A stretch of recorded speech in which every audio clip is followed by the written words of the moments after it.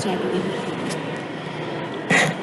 Hello dear students, आज का आपका टॉपिक है यूनिट 1 का रेजिडेंशियल स्टेटस यूनिट 1।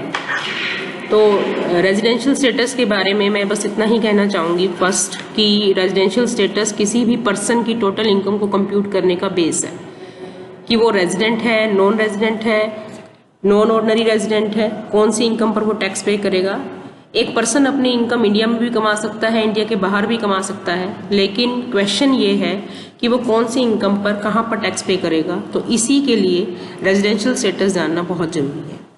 तो इंडिविजुअल की जो रेजिडेंशियल स्टेटस की का जो क्राइटेरिया है वो जो है 2 कंडीशंस पर बेस्ड है। उससे पहले मैं ज़रूर बताना चाहूँगी आपको कि रेजिडेंशियल स्टेटस जो है वो कितने टाइप के रेजिडेंट होते हैं, इसके बारे में बताना चाहूँगी। और रेजिडेंशियल स्टेटस का डिटर्मिनेशन जो है वो क्या होता है, क्योंकि आपको ऑलरेडी पता है बेसिक्स में कि पर्सन जो है कोई भी हो सकता है। एक इंडिविजुअल भी एसएससी हो सकता है, एक फर्म भी, HUF भी, AOP, BOI, कोई भी पर्सन जो एसएससी है उसका रेजिडेंशियल स्टेटस जानना बहुत ज़रूरी है, ताकि जो है उसके बेस पर उसकी टैक्स लायबिलिटी को जो है डिटरमाइन किया जा सके। पर्सन जो है उसका रेजिडेंशियल स्टेटस जानने के लिए, उसे डिटरमाइन करने के लिए पर्सन को समझना बहुत ज़रूरी है। पर्सन जो है आपका, जैसे का आपके सामने शो हो रहा है, 2 तरह के आपके जो है स्टेटस हो सकते हैं। फर्स्ट ऑफ ऑल आपका है लीगल स्टेटस, दूसरा है आपका रेजिडेंशियल स्टेटस। लीगल स्टेटस में जो है आपका वो पर्सन इंडिविजुअल हो सकता है, फर्म हो सकता है, कंपनी हो सकती है, इंस्टीट्यूशन हो सकता है, लोकल अथॉरिटी हो सकती है, HUF, AOP, BOI, कोई भी जो इन 8 पॉइंट्स में दिया गया है, ये इसका लीगल स्टेटस शो करता है पर्सन का। और इसके अलावा पर्सन का ही दूसरा स्टेटस है रेजिडेंशियल स्टेटस, क्योंकि वो पर्सन, क्योंकि उसी की, जैसा कि मैंने अभी आपको बताया कि पर्सन का जब तक आपको रेजिडेंशियल स्टेटस नहीं पता होगा कि वो रेजिडेंट है, नॉन रेजिडेंट है, तब तक आप उसकी टैक्स लायबिलिटी को डिटरमाइन नहीं कर पाएंगे। तो 2 तरह के जो है रेजिडेंट होते हैं, फर्स्ट है रेजिडेंट, दूसरा है नॉन रेजिडेंट। रेजिडेंट जो है आपका वो भी फर्दर क्लासीफाई है, 2 पार्ट हैं इसके। रेजिडेंट जो है आपका, रेजिडेंट और ऑर्डिनरी रेजिडेंट एक ही बात है। दूसरा है आपका रेजिडेंट के का ही दूसरा पार्ट है resident but not ordinary resident, यानी इसे आप बोलते हैं नॉट ऑर्डिनरी रेजिडेंट। तो बेसिकली आपके 3 टाइप के जो है आपने स्टेटस पढ़ने हैं यहाँ पर। फर्स्ट आपने पढ़ना है रेजिडेंट, क्योंकि रेजिडेंट और ऑर्डिनरी रेजिडेंट एक ही बात है।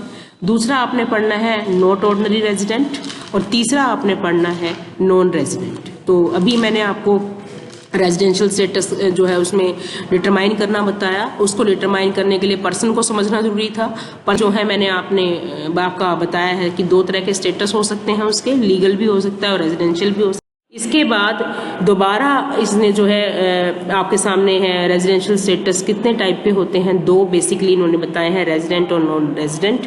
क्योंकि इनकम टैक्स एक्ट 1961 के तहत जो है आपके लॉ या प्रोविजन बन चुके हैं, उन्हीं को फॉलो करते हुए 2 टाइप के रेजिडेंट होते हैं आपके। फर्स्ट है आपका रेजिडेंट, सेकेंड है आपका नॉन रेजिडेंट। रेजिडेंट में 2 पार्ट हैं आपके, ऑर्डिनरी एंड नॉट ऑर्डिनरी। और इससे पीछे वाली स्लाइड में मैं आपको ऑलरेडी बता चुकी हूँ कि रेजिडेंट और ऑर्डिनरी रेजिडेंट एक ही है। दूसरा आपने पढ़ना है नॉट ऑर्डिनरी रेजिडेंट, और तीसरा आपने पढ़ना है नॉन रेजिडेंट। बताया 2 हैं। डेज वाला जो पॉइंट है कि पिछले साल में आपका 60 डेज देखे जाएंगे, ठीक है, उसकी जगह 182 डेज जो है वो आएंगे इन 3 केसेस। अगर वो इंडिया से बाहर एम्प्लॉयमेंट पर्पज से गया है, अगर वो शिप के क्रू मेंबर के रूप में गया है, या फिर वो इंडिया का ही नागरिक है और बाहर है और पिछले साल उसने जो है इंडिया में क्या की है, विजिट की है। आई होप बेसिक कंडीशन आपको क्लियर हुई होंगी। आपका नेक्स्ट जो है एडिशनल कंडीशन, क्योंकि दोनों कंडीशंस के बेस पर ही उसका रेजिडेंशियल स्टेटस पता लगेगा इंडिविजुअल का।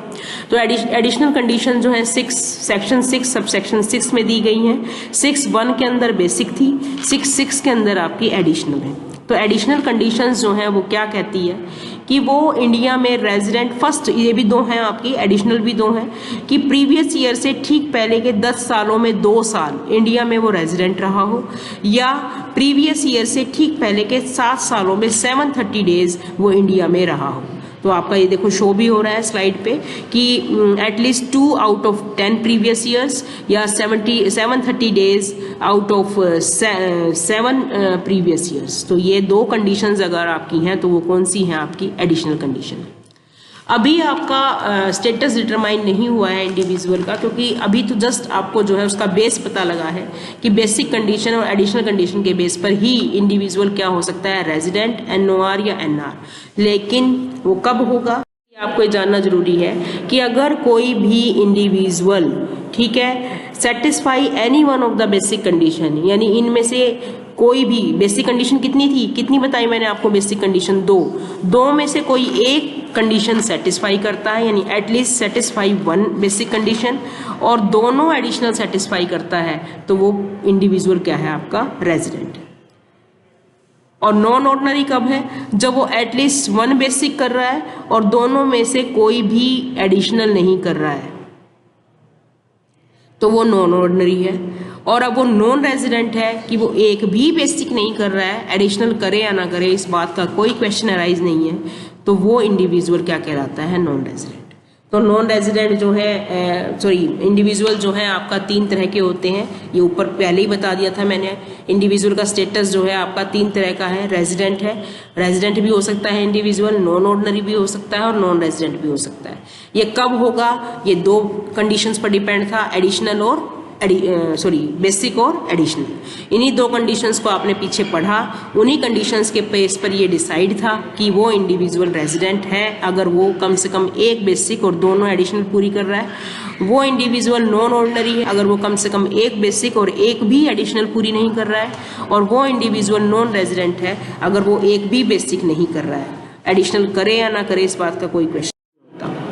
रेजिडेंशियल स्टेटस क्योंकि HUF भी है, वो भी आपका SSC हो सकता है, तो उसका भी SSC के लिए सबसे पहले बता दिया कि बेस ही रेजिडेंशियल स्टेटस है, तो उसका भी रेजिडेंशियल स्टेटस जानना जरूरी है। Hindu undivided family, Hindu undivided family का जो है सबसे पहले जो है बेसिक कंडीशन और एडिशनल कंडीशन जो है वो पता होनी चाहिए। इसकी बेसिक चेंज है, एडिशनल सेम है इंडिविजुअल की तरह। इसकी बेसिक क्या है कि कंट्रोल और मैनेजमेंट होली और पार्शली इंडिया में होना चाहिए, यानी Hindu undivided family, if the control and management of the affairs of Hindu undivided family is situated wholly और partially in India when HUF is said to be resident in India. तो वही है, तो इसका बेसिक चेंज है, एडिशनल वही है। तो ये भी तीनों हो सकते हैं, ये रेजिडेंट भी हो सकती है परिवार नॉन ऑर्डिनरी भी हो सकता है और परिवार नॉन रेजिडेंट भी हो सकता है। लेकिन कब होगा, ये वही बेसिक और एडिशनल पर डिपेंड है। बेसिक बता चुकी हूँ, होली और पार्टली कंट्रोल और मैनेजमेंट कहाँ से होना चाहिए, इंडिया में होना चाहिए। और एडिशनल वही है सेम इंडिविजुअल वाली, 2 years in 10 years, 730 days in 7 years। तो अगर हिंदू अनडिवाइडेड फैमिली का कंट्रोल और मैनेजमेंट इंडिया में है और साथ में दोनों एडिशनल पूरी करती है तो परिवार रेजिडेंट है। और अगर उसका कंट्रोल और मैनेजमेंट जो है इंडिया में ही है लेकिन वो एक भी एडिशनल पूरी नहीं करती तो वो नॉन ऑर्डिनरी परिवार है। और अगर वो परिवार आपका कंट्रोल और मैनेजमेंट होली और पार्शली इंडिया से बाहर ही है, एडिशनल करे या ना करे इस बात का कोई क्वेश्चन अराइज नहीं होता, तो वो परिवार क्या कहलाता है, नॉन रेजिडेंट। इसके अलावा आपका क्योंकि फर्म, AOP, BOI ये जो है सिर्फ 2 ही हो सकते हैं, नॉन रेजिडेंट या रेजिडेंट 2 ही हो सकते हैं। और इनका जो अदर्स में आते हैं मेरे हिसाब से फर्म, AOP, BOI, क्योंकि इनको इकट्ठा डाल दिया, ये 2 ही हो सकते हैं। इनके रेजिडेंशियल स्टेटस को जानने के लिए ये जानना जरूरी है कि बेस क्या है, क्या कंडीशन है। कंडीशन इसकी एक ही है कि कंट्रोल और मैनेजमेंट होली और पार्शली कहाँ पर होना चाहिए, इंडिया में होना चाहिए। अगर कंट्रोल और मैनेजमेंट होली और पार्शली इंडिया में है तो ये फर्म, एसोसिएशन ऑफ पर्सन या बॉडी ऑफ इंडिविजुअल क्या है, रेजिडेंट है। और अगर कंट्रोल और मैनेजमेंट होली और पार्टली इंडिया के बाहर है तो ये फर्म, AOP और BOI। अब जो है आपका, क्योंकि जब आपको पता लग गया कि पर्सन जो है क्या क्या हो सकते हैं, जैसे इंडिविजुअल और HUF क्या हो सकते हैं, तीनों हो सकते हैं, रेजिडेंट भी, NOR यानी नॉन ऑर्डिनरी भी और नॉन रेजिडेंट भी। इसी तरह अदर्स जिसमें फर्म आ गई, AOP आ गई, BOI आ गई, कंपनी आ गई, ये सिर्फ 2 ही हो सकते हैं, रेजिडेंट और नॉन रेजिडेंट। अब इनके बेस पर कि ये क्या हो सकते हैं, इनके बेस पर कौन कौन सी इनकम है जिन पर ये टैक्स पे करेंगे, अब आपको पता लग गया होगा शायद कि इसीलिए रेजिडेंशियल स्टेटस जानना जरूरी था, क्योंकि इनकम तो आपके सामने है, इनकम के का आपके सामने जो है ये आ गया कि टैक्स भरो, लेकिन जब तक ये नहीं पता होगा कि वो कौन सी इनकम पर कौन टैक्स पे करेगा, तो ये पता कहाँ से लगा है, ये रेजिडेंशियल स्टेटस से ही पता लगा है। तो 8 इनकम है, जिनमें से फर्स्ट जो है आपकी, अगर कोई income received in India whether accrue और अराइज इन और आउटसाइड इंडिया, तीनों पर्सन इसमें टैक्स पे करेंगे। यानी कोई इनकम इंडिया में रिसीव हुई है, कमाई चाहे आपने इंडिया में इंडिया के बाहर है, इसमें तीनों आप टैक्स पे करेंगे, यानी रेजिडेंट भी, एनओआर या एनआर। इसके बाद income deemed to be received in India whether accrue और अराइज इन और आउटसाइड इंडिया। तो डीम्ड मतलब मानी गई, इनकम इंडिया में रिसीव हुई मानी गई, कमाई चाहे इंडिया में या इंडिया के बाहर है, इस पर भी तीनों टैक्स पे करेंगे, रेजिडेंट, एनओआर या एनआर। अब ठीक उल्टा है, income accrue in India whether received in और आउटसाइड इंडिया। अब की बार आपने इंडिया में कमाई मिली, चाहे आपको इंडिया में या इंडिया के बाहर है, तीनों पर्सन टैक्स पे करेंगे, taxable, taxable, taxable for all 3। Income deemed to be accrue in India whether received in India और outside India, it is taxable for all 3, resident, NOR and NR. तो 4 income जो है ऊपर की आपको समझ में आई होंगी, इन पे चारों इनकम पर तीनों पर्सन टैक्स पे करेंगे, received in India, deemed to be received in India, accrue in India and deemed to be accrue in India. Income received outside India from a business control from India, यानी income आपको India के बाहर मिल रही है किसी business से, लेकिन control और मैनेजमेंट इंडिया से है, तो सिर्फ इस पर 2 पर्सन टैक्स पे करेंगे, रेजिडेंट एंड एनओआर, ठीक है। और ये नॉट टैक्सेबल होगी एनआर के लिए, यानी नॉन रेजिडेंट इस पर कोई टैक्स पे नहीं करेगा। Income received outside India from a business control और मैनेजमेंट जो है उसका इंडिया के बाहर ही है, तो सिर्फ एक ही पर्सन टैक्स पे करेगा, रेजिडेंट। एनओआर और एनआर वो जो है टैक्स पे नहीं करेंगे इस इनकम पर। क्यों? क्योंकि इसका कंट्रोल और मैनेजमेंट जो है इंडिया के बाहर ही कमाई है किसी बिजनेस के थ्रू, और इंडिया के बाहर ही इसका कंट्रोल और मैनेजमेंट है, तो सिर्फ रेजिडेंट इस पर टैक्स पे करेगा। नेक्स्ट है income received outside India from any other sources. ऊपर वाले पॉइंट्स में बिजनेस से इनकम हो रही थी। नेक्स्ट अब जो पॉइंट बता रही हूँ ये आपकी इनकम है, लेकिन इंडिया से बाहर ही है, लेकिन बिजनेस से नहीं है, किसी और सोर्स से है, तो इस पर भी आपका, इसका मतलब क्या है कि इंडिया के बाहर ही है, कंट्रोल और मैनेजमेंट भी इंडिया के बाहर ही है, तो इस पर भी सिर्फ रेजिडेंट टैक्स पे करेगा, एनओआर और एनआर टैक्स पे नहीं करेंगे। पास्ट की कोई अनटैक्सड इनकम यानी फॉरेन इनकम थी और पिछले साल ही आप उसे इंडिया में लेकर आए हो, रेलिवेंट प्रीवियस ईयर में लेकर आए हो, तो इस पर कोई भी पर्सन टैक्स पे नहीं करेगा, चाहे वो रेजिडेंट हो, एनओआर हो और एनआर हो। तो मैं एक बार फिर लास्ट समराइज कर देती हूँ क्योंकि ये लास्ट स्लाइड है, और इसके बाद ही आपका रेजिडेंशियल स्टेटस जो है वो कवर हो जाता है।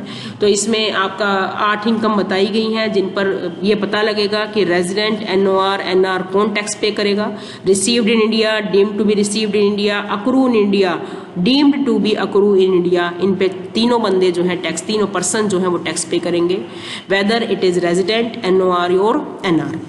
अगर इनकम आपने इंडिया के बाहर रिसीव की है किसी भी बिजनेस के थ्रू और कंट्रोल और मैनेजमेंट इंडिया से है, तो सिर्फ 2% टैक्स पे करेंगे, रेजिडेंट और एनओआर।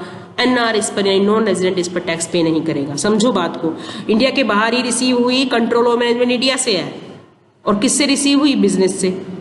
उसके बाद भी अगला पॉइंट कह रहा है इंडिया से बाहर ही रिसीव हुई है बिजनेस से, लेकिन कंट्रोल और मैनेजमेंट इंडिया में नहीं है, इंडिया के बाहर है, तो taxable for only resident, not only taxable for only resident and it is not taxable, no NOR NR.